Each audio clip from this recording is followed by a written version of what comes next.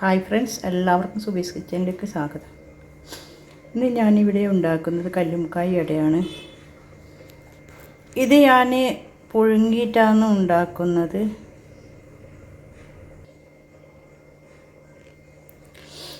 ഇത് വളരെ ചെറുതായതുകൊണ്ടാണ് ഞാനിങ്ങനെ ഉണ്ടാക്കുന്നത്.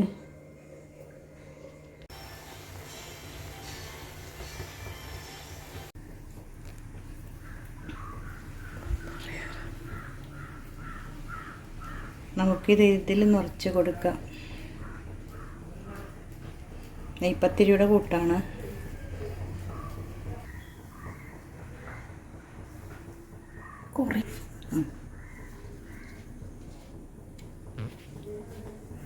ഇതേപോലെ നമുക്ക് തോടിൽ നിറച്ച് കൊടുക്കാം.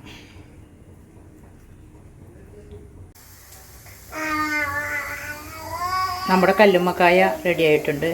നമുക്കിതിനെടുക്കാം. 2 സ്പൂൺ മുളകിട്ട് കൊടുക്കാം. ഇതിന് വേണ്ട മസാല നമുക്ക് തയ്യാറാക്കാം.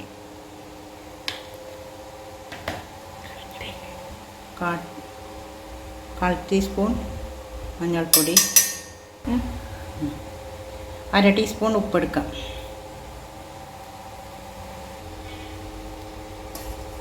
കുറച്ച് വെള്ളം ഒഴിച്ച് നമുക്ക് മിക്സാക്കാം. മിക്സിയിൽ മുക്കിയെടുത്ത് ഫ്രൈ ചെയ്തെടുക്കാം.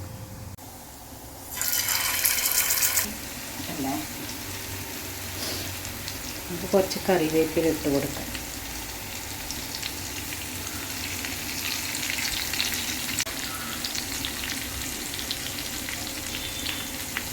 നമുക്ക് മറിച്ചിട്ട് കൊടുക്കാം.